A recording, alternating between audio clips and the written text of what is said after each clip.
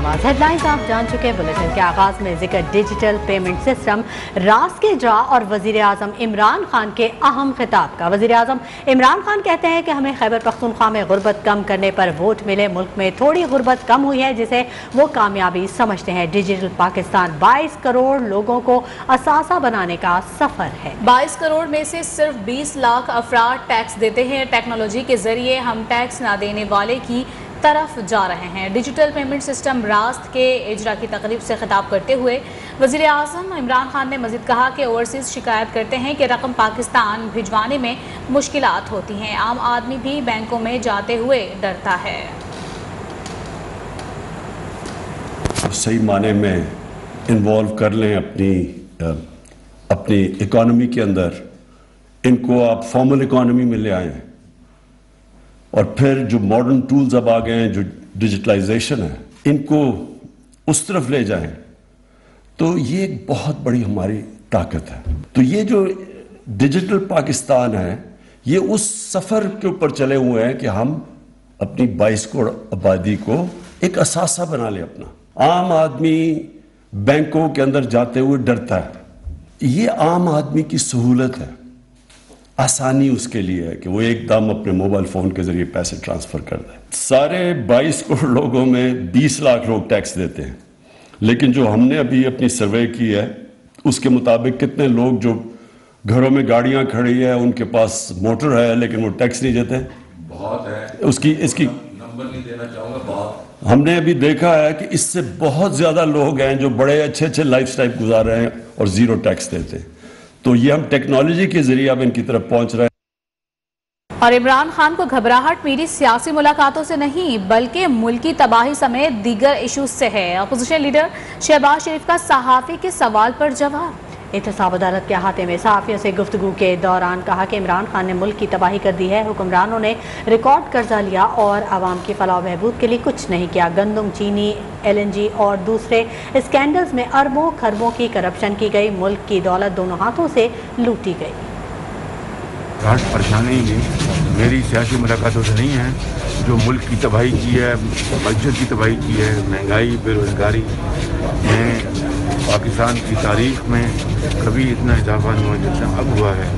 और फिर कर्ज़ों के ऊपर कर्ज़े इतने लिए गए हैं कि जिसका कोई मिसाल नहीं। से मीटिंग कामयाब रही और करप्शन के बेपनाह स्कैंडल्स हैं, चाहे वो गंदम का हो, शुगर का हो, LNG गैस का हो। अरबों खरबों की करप्शन की गई है। मुल्क का दौलत दोनों हाथों से लूटी गई है। ये है वो वाक़यात जिससे वो उनको नींद नहीं है। उधर साबिक वज़ीर-ए-आज़म शाहिद खाकान अब्बासी ने मुल्क में मज़ीद महंगाई का खदशा जाहिर कर दिया। कहा रवां हफ्ते बिजली पर 4 रुपये और पेट्रोल पर 6 रुपये इजाफा मुतवक्के है। महंगाई में मुसलसल इजाफा होता जा रहा है। इस्लामाबाद में मीडिया से गुफ्तगू में शाहिद खाकान अब्बासी का कहना था कि मुल्क में 3 साल से नाम नेहाद एहतसाब चल रहा है। बिजली में 4 रुपये इजाफा, पेट्रोल में 6 से 10 रुपये मुतवक्को है। ये पहली हुकूमत है, हर महीने बिजली का रेट बढ़ जाता है और इसकी बुनियादी वजह इस हुकूमत की नाअहली है। मुल्क की मईशत की हालत देख लें, अवाम की तकलीफ देख लें, आज उसमें इजाफा होता जा रहा है, कमी कोई नहीं। तो मेरी चेयरमैन नैब से गुजारिश है कि आप में हिम्मत है, TV कैमरे लगाएं और पाकिस्तान के अवाम को बताएं 539 अरब में से कितने पैसे सियासतदानों से आए। ये एहतसाब। मौलाना फजलुर रहमान ड्राइंग रूम और ऑफशोर सियासत पर यकीन नहीं रखते। तहरीक अदम एतमाद कामयाब बनाने के लिए मुलाकातें कौम के सामने होंगी। तर्जुमान पाकिस्तान डेमोक्रेटिक मूवमेंट हाफिज अब्दुल्ला का बयान। कहते हैं PDM जल्द मुज़ाकराती जिरगा तश्कील देगी। और लिया से आपको खबर दें, जहां JUI के तहत मिलाद ग्राउंड में तहफ़्फ़ुज़ आईन पाकिस्तान कॉन्फ्रेंस की तैयारियां आखिरी मराहिल में दाखिल हो गई हैं। कॉन्फ्रेंस से सरबराह PDM मौलाना फजल रहमान खिताब करेंगे। कॉन्फ्रेंस के लिए 50 फुट लंबा और 30 फुट चौड़ा स्टेज तैयार कर लिया गया है। मकामी रहनुमाओं का कहना था कि पंडाल में 10,000 कुर्सियाँ और 40,000 अफराद की जगह का इंतज़ाम किया गया है।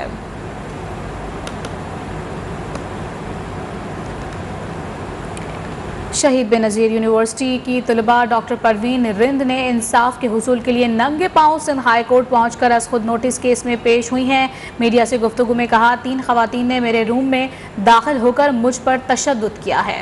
पूरी यूनिवर्सिटी के सामने मारा गया। डॉक्टर अजरा पिचहू को तशद्दुद से मुत्तलिक आगाह किया। 3 औरतें मेरे रूम में आके दाखिल हुई और उन्होंने लॉक लगाया, मुझे मेरा गला दबाया, मुझ पे तशद्दुद किया। जब मैंने पूछा आप मुझे क्यों मारे हो मैम, आप मुझे क्यों मारे हो, मेरे सवाल का जवाब नहीं दिया। जब मैं वहां से छुड़वा के मैं भागी, मुझे घसीटा गया, मुझे दीवारों पे मारा गया। जब मैं दरवाजा खोल के मैं बाहर भागी तो मुझे बाहर विंग में पूरी यूनिवर्सिटी के आगे मुझे मारा गया।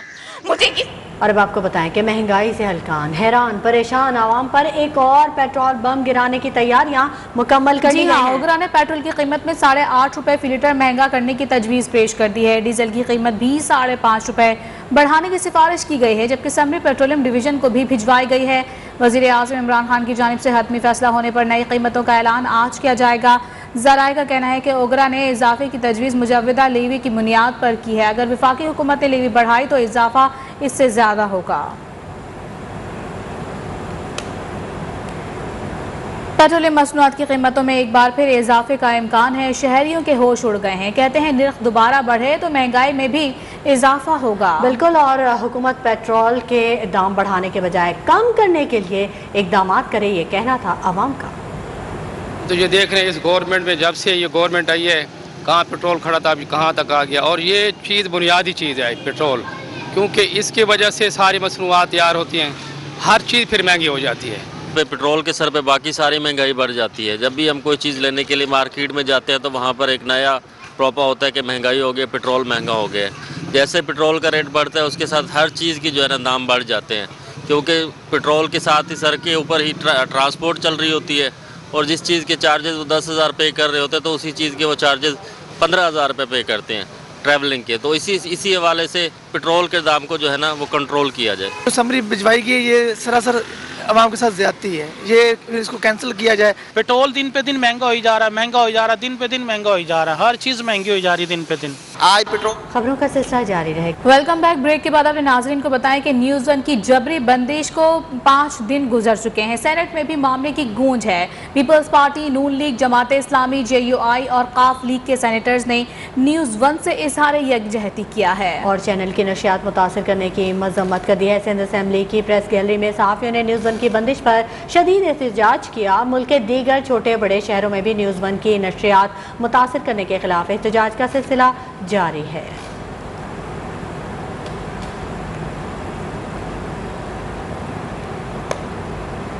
कराची से अहम खबर दें आपको। न्यूज़ 1 की बंदिश के खिलाफ सिंध असेंबली में पीपल्स पार्टी के रुकन सादिया जावेद ने मजम्मती करारदाद जमा करा दी। करारदाद में न्यूज़ 1 की बंदिश की मजम्मत की गई और नशियात बहाल करने का मुतालबा किया गया है। न्यूज़ 1 की बंदिश के खिलाफ मजम्मती करारदाद आज ऐवान में पेश होने का भी इम्कान है। मज़ीद तफसीलात हासिल करेंगे अपने नुमाइंदे अब्दुल हफीज़ बलोच से। हफीज़ बलोच, मज़ीद इस हवाले से तफसीलात से आगाह कीजिएगा।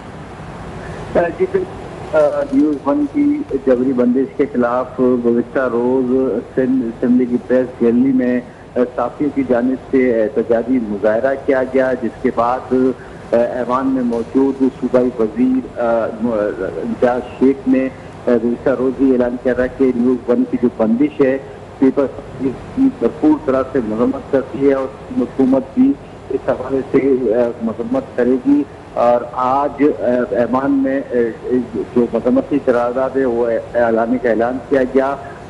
सिंध असेंबली में पीपल्स पार्टी की रुकन सादिया जावेद की जानिब से जो न्यूज़ 1 की जबरी बंदिश है उसके खिलाफ एक मजम्मती करारदाद जमा करा दी गई है। इस वक्त भी सिंध असेंबली के इजलास स्पीकर आगा फराज दुरानी की ज़ेर सदारत जारी है। गालिब इम्कान है कि आज ही इस मजम्मती करारदाद को ऐवान में पेश किया जाएगा, जिसके बाद बाकायदा तौर पर वफाकी हुकूमत से मुतालबा किया जाएगा कि न्यूज़ 1 की जबरी गैर एलानिया बंदिश है उसको फौरी तौर पर ख़त्म करें और नशियात की मुल्क भर में बहाली को यकीनी बनाएं। करारदाद के मतन में कहा गया है कि जब से मौजूदा हुकूमत बरसरे इक़्तिदार आई है, साफियों पर मुख्तलिफ अरबे इस्तेमाल किए जा रहे हैं उनकी आवाज़ को दबाने के लिए, जो काबिल अफसोस और काबिल मजम्मत है। जी, न्यूज़ वन की बंदिश के खिलाफ मुज़म्मत करारदाद आज सिंध असम्बली में पेश कर दी गई है, जबकि ऐवान में भी पेश किए जाने का इम्कान है। तफसीलात से आगाह करे थे अब्दुल हफीज़ बलोच। आप बहुत शुक्रिया आपका। Welcome back. खबरों के सिलसिले को आगे बढ़ाते हैं। चीफ इलेक्शन कमिश्नर ने खैबर पख्तूनख्वा में बल्दियाती इंतखाबात की तारीख बदलने की मुखालफत कर दी। KP हुकूमत की दरख्वास्त पर इलेक्शन कमीशन में समाअत मुकम्मल हुई। फैसला महफूज कर लिया जो आज शाम 4 बजे सुनाया जाएगा। चीफ इलेक्शन कमिश्नर ने रिमार्क्स दिए हैं कि मौसम और सिक्योरिटी हालात के देखते रहें तो इलेक्शन कभी होंगे भी नहीं। मज़ीद तफसीलात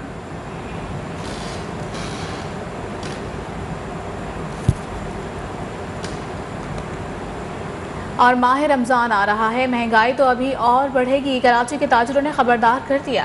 बिल्कुल। और chairman wholesale grocers association Abdul Rauf Ibrahim की न्यूज़ वन से खुसूसी गुफ्तगू, इसी बारे में मज़ीद जानेंगे। हमारे नुमाइंदे हमारे साथ मौजूद हैं, आगाह कीजिएगा क्या तफसीलात हैं और क्या कहना है। जी बिल्कुल, कराची होलसेलर ग्रोसर्स एसोसिएशन के चेयरमैन अब्दुल रऊफ इब्राहिम के पास मैं इस वक्त मौजूद हूं और महंगाई और इनडायरेक्ट और डायरेक्ट की वजह से इनकी मार्केट पे क्या असरात मुरतब हुए, हम इनसे जानेंगे। क्या समझते हैं महंगाई आइंदा आने वाले दिनों में कितने फीसद बढ़ जाएगी? मेरे अंदाजे से जो 17% डायरेक्ट GST लगी है उससे मैं समझता हूँ कि 10-12% और इजाफा हो जाएगा, हर आइटम में होगा। दालें, चीनी और आटे की कीमत को आप इस वक्त क्या देख रहे हैं और आइंदा जो 1-2 महीने के बाद रमजान आ रहा है और लोग जखीरा अंदोजी कर रहे हैं, इस हवाले से आप क्या कहेंगे? देखिए, मैं समझता हूं कि दालों में जखीरा हो नहीं सकता, क्योंकि 1 महीने से ज़्यादा दालों को रख नहीं सकते, वो ख़राब हो जाती हैं। और दूसरी बात यह है कि आटे का जो आप कह रहे हैं, तो आटे का ये तकरीबन आप समझ लें कि शाबान तक ये आटे का रेट बढ़ेंगे, इसके बाद तो नई फसल आ जाएगी। अमनो अमान के हवाले से आपका क्या मैसेज है? देखिए, अमन अमान में जो हमारा सिस्टम है ना पुराना, उसको ख़त्म करना पड़ेगा और कैमराज वगैरह सिस्टम लगाने पड़ेंगे दुनिया में। शुक्रिया मोहम्मद हमजा तमाम तर तफसीलात से आगाह करने के लिए। और यहाँ आपको बताएं कि सानिया मियाँ चुन्नू में गिरफ्तार मुल्जिमान को मुल्तान की अदालत में पेश कर दिया गया है। अदालत ने नामजद 31 मुल्जिमान का 15 रोज़ा जिस्मानी रिमांड मंजूर कर लिया है।